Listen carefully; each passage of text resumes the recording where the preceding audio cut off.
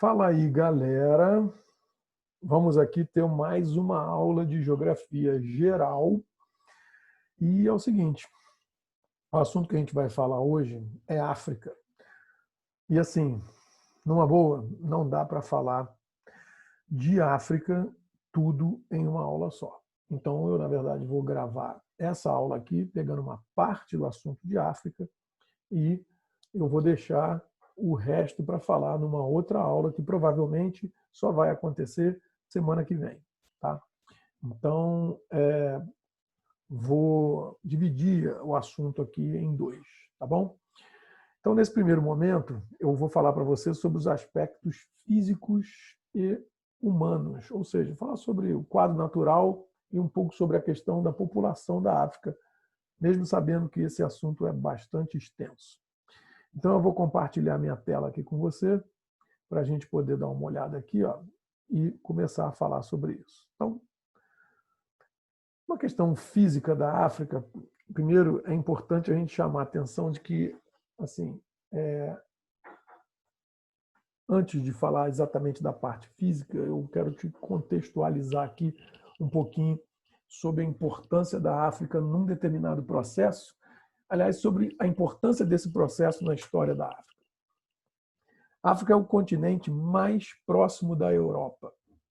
Atravessa-se o Estreito de Gibraltar, que tem alguns poucos quilômetros, e chega-se da Europa na África. E isso é um ponto importante, porque você pensar que a Europa foi a grande epicentro, né, de um processo chamado colonialismo e que, obviamente, quem estava mais próximo da Europa acabou sofrendo mais com esse processo. Então, boa parte do que a gente hoje conhece sobre a África, a gente fala muito sobre pobreza, sobre subdesenvolvimento, sobre atraso, sobre uma série de questões.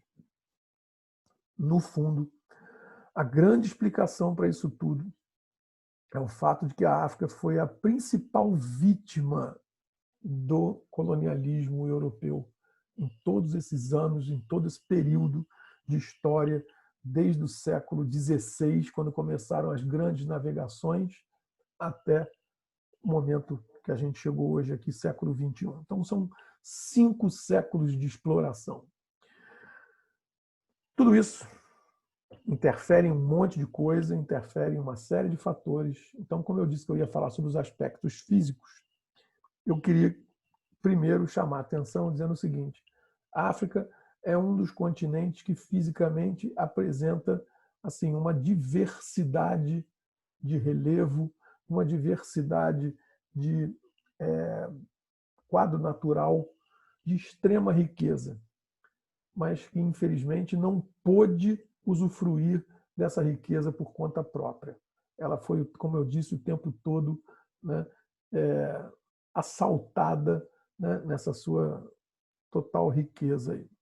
Então, assim, quadro natural da África, quando a gente fala em relevo, clima e tal, está aqui, ó, um mapa mostrando o relevo e a hidrografia da África. Então, a África, na verdade, é um grande bloco rochoso, né, de relevo muito de origem assim muito antiga, relevo de origem primária, o que faz com que seja uma região que tenha uma riqueza mineral absurda, mais ou menos igual ao Brasil. Aliás, se a gente for pensar na origem dos continentes, a África e a América do Sul eram 2 continentes que eram colados um no outro, né? E que naquela separação dos continentes, eles 2 se separaram. Então, a origem geológica de um é muito próximo da origem geológica de outro. Relevo antigo, que não sofre basicamente com a existência de terremotos, justamente por ser um relevo muito antigo, e que, por sua vez, apresenta uma riqueza mineral, uma possibilidade de jazidas de minérios extremamente importantes. Bom, climaticamente falando, a África ela é cortada praticamente ao meio pela linha do Equador, o que faz com que haja uma sucessão de variações climáticas para o norte, da mesma maneira que existe uma sucessão no mesmo sentido para o hemisfério sul. Então, no centro, clima equatorial, conforme vai subindo, vai para o clima tropical. Em cima tem um gigantesco deserto, que é o deserto do Saara, como você está vendo aí, e para baixo tem um outro deserto, que é o deserto de Kalahari. E a África termina lá em cima com o clima mediterrâneo e aqui embaixo também com o clima mediterrâneo. Então é como se fosse uma espécie de um espelho. Tá? A sequência climática equatorial, tropical, árido, mediterrâneo, para baixo é a mesma coisa, equatorial, tropical, árido, mediterrâneo. Chama atenção, né, o fato de que a gente tem na África essa questão climática, porque isso faz uma diferença no estilo de vida, no tipo de sociedade que existe nessas regiões aí. A África foi um continente que foi, por conta de toda essa riqueza, ela foi dividida como se fosse um prato de comida. Aliás, existem várias charges antigas, eu vou mostrar aqui um mapa para você, várias charges antigas mostrando as grandes potências europeias repartindo a África como se fosse cortando uma pizza com garfo e faca, ou cortando uma torta, né? Ou, de alguma maneira, dividindo essa riqueza aí entre elas.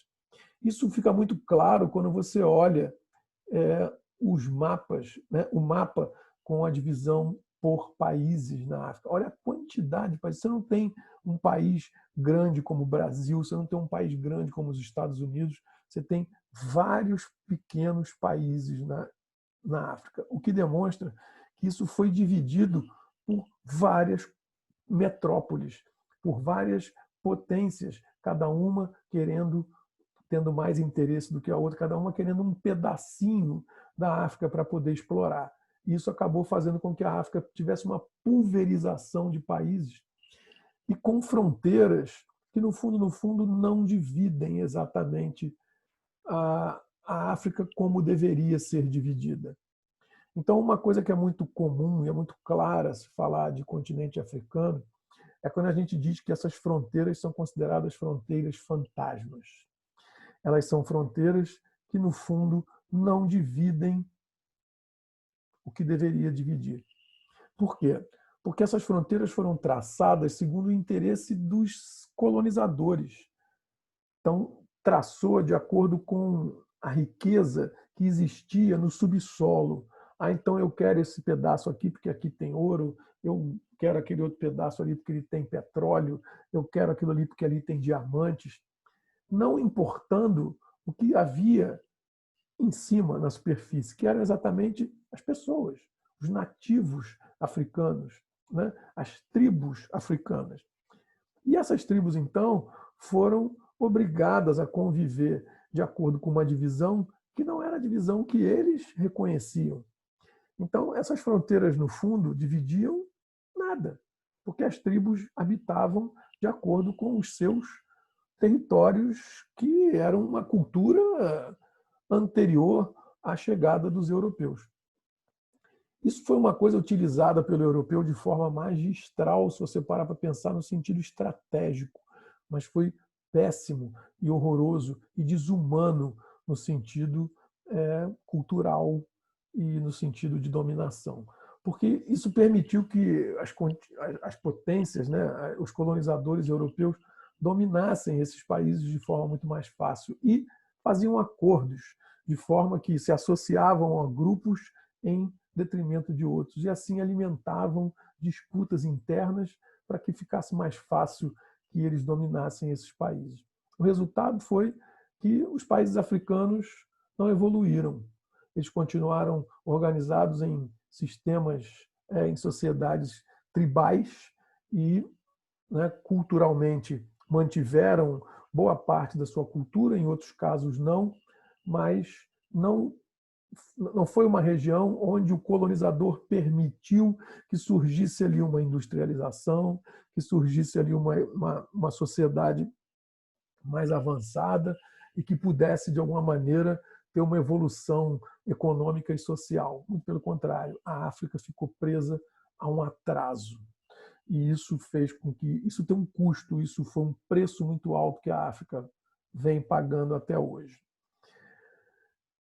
População da África, né, uma coisa que chama atenção é o fato de que existem povos bastante diferentes na África, principalmente se a gente imaginar que a gente pode dividir a África em dois pedaços bem distintos, né?